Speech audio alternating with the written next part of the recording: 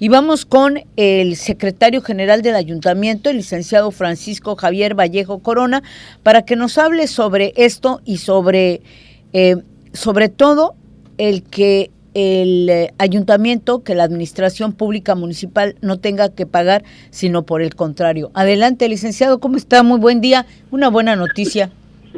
Buenos días, Sana, buenos días, Javier.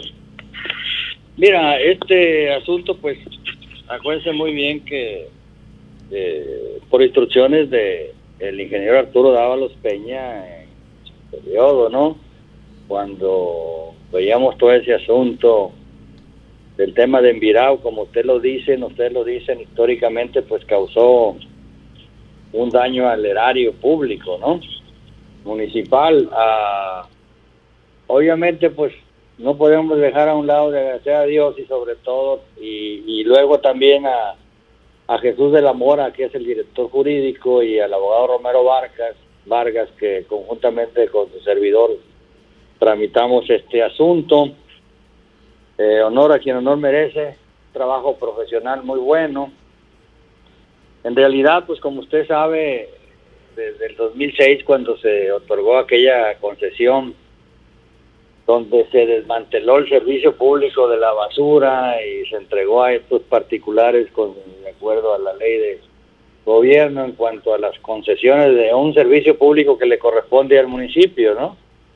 Y así duramos tantos años como hasta que el 2010, se acuerdan muy bien, que después de esas rebatingas lograron ellos obtener un amparo en el sentido de que se les entregara el sitio y que continuaran prestando el servicio público por allá en aquella época, el 2010. Lo que es la unidad de transferencia aquí en la parte de donde llevaban la basura, ¿no? Sin embargo, nosotros analizamos, pues, que en el sitio que era el magisterio, pues se encontraba abandonado, ¿no? Que teníamos un contrato de prestación de servicios en el cual había obligaciones del Embirao y, bueno, obligaciones recíprocas como cualquier contrato, concesión, pero nosotros fundamos el trámite en el incumplimiento de Embirao. ¿Qué se hizo? Se realizó un estudio concienzudo, analítico de la cuestión de las condiciones de incumplimiento. El principal, el abandono del sitio, entre otras, ¿no? La falta de permisos ambientales, entre otras, falta de pesaje, garantías de cumplimiento, etcétera, etcétera. La empresa fue llamada correctamente con nosotros en el procedimiento de revocación, acudió, al final la resolución emitida de nosotros fue precisamente como autoridad encargada del trámite en plena jurisdicción de revocar la concesión, ¿sí? Al revocarse la concesión y además fijar un daño patrimonial por una cantidad, ellos fueron debidamente notificadas y acudieron al Tribunal Fiscal de la Federación a impugnar la resolución. Nosotros con el tema de que era una competencia concurrente por razón de que en aquella época, si te acuerdas, Susana, habían dicho que había una inversión federal, etcétera, etcétera, ¿no? Pero nosotros únicamente revojábamos el contrato de prestación de servicios y además de que no hubo una inversión federal.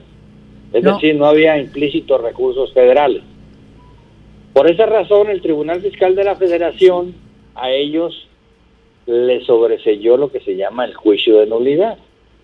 Sí, si me permite, licenciado, sí, efectivamente recuerdo que también por parte de Embirao había hecho una demanda por daño patrimonial en aquella época por 35 millones de pesos. Estamos hablando del 2008. Y bueno, el 2006 fue cuando se les otorga la concesión. También recuerdo perfectamente que Javier Bravo Carvajal había clausurado el predio en varias ocasiones. también con las AMADES. Esa es otra historia que luego le voy a comentar. Aquí el asunto es que el ayuntamiento logró finiquitar esta concesión. Bueno, mire, a final de cuentas ellos acudieron al tribunal colegiado en materia federal, ¿verdad? En cuanto a las resoluciones emanadas del tribunal fiscal, radicándose pues en el juzgado, en el tribunal séptimo de colegiado en materia administrativa del primer circuito, o sea, en la Ciudad de México, ¿no? Sí. Bajo el amparo que tenemos aquí a la vista, 159/2020, y efectivamente ellos dijeron, en definitiva, es el último recurso, ¿no? Ellos dijeron en definitiva que no había competencia concurrente y por lo tanto quedaba firme en la resolución porque no había, ¿cómo se llama? En recursos federales, no había, no se encontraba en la hipótesis, pues, de que pudiera ser competente un tribunal federal, ¿no? Para mi gusto era el tribunal administrativo del Estado porque se estaba revocando un contrato de prestación de servicios de un municipio con un particular, ¿no? Pero bueno, ellos a lo mejor presupuestaron jurídicamente que había esa hipótesis, que por lo tanto lo tramitarían en México y que por allá les iría muy bien, ¿no? Pero desafortunadamente nosotros les dijimos correctamente que este tribunal federal no era competente para conocer. Entonces se declara firme la resolución de revocación y por lo tanto se queda extinguido el contrato de prestación de servicios que teníamos como municipio con la Envirao. Y bueno, pues finiquitamos totalmente esa página oscura para mí como ciudadano más que como funcionario.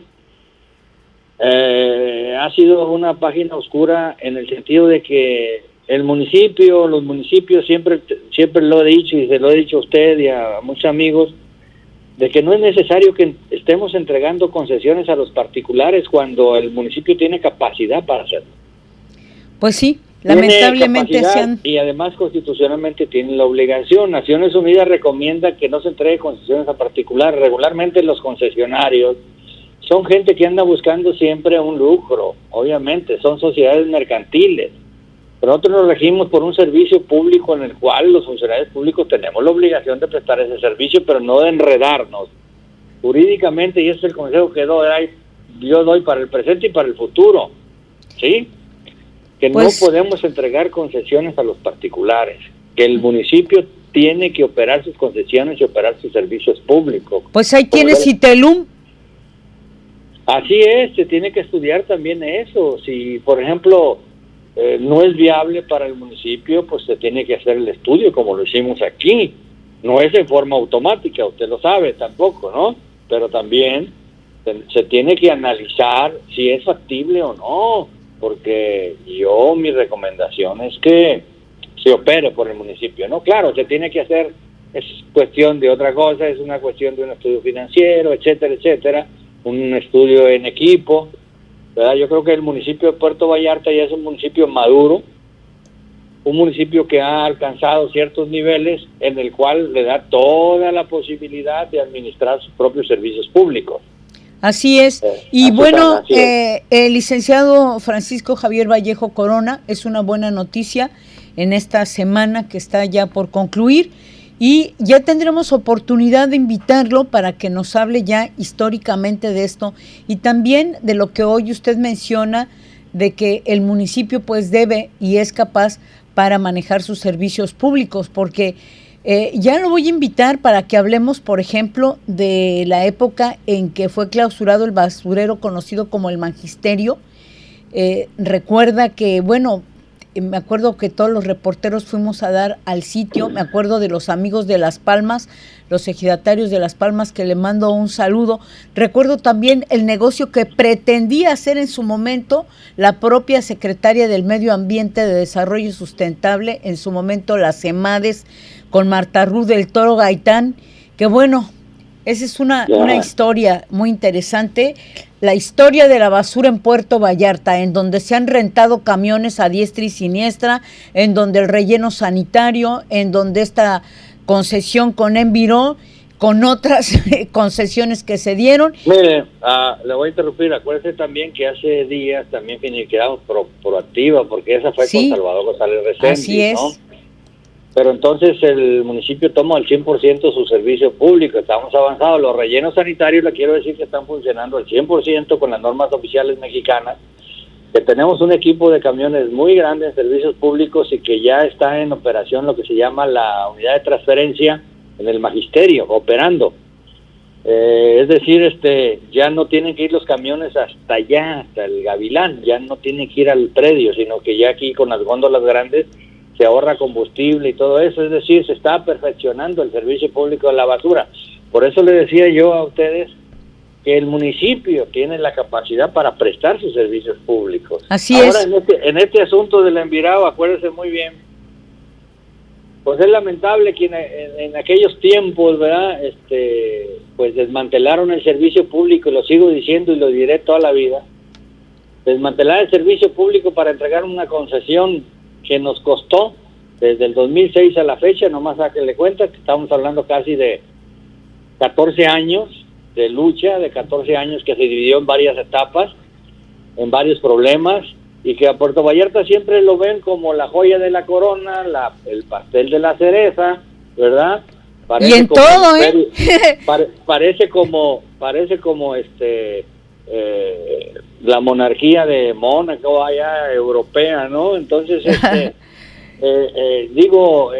como vallartenses, pues tenemos que tomar nuestra responsabilidad y tenemos que defendernos. Acuérdese muy bien que para la defensa no hay límites. Así es. Oiga, licenciado Vallejo Corona, ¿qué le parece? Lo invito la semana que entra a Todas las Voces Cuentan, y en ese espacio nos podemos relajar, ampliar la información y hablar sobre lo que ha sido esta historia de la basura y los servicios públicos en Puerto Vallarta. Ya le estaré... A mí me gustaría que invitara también al director jurídico, mi estimado amigo Jesús de la Mora. Con mucho gusto, con mucho gusto. Al abogado Romero Vargas, que trabajamos en equipo, porque estoy muy agradecido con ellos.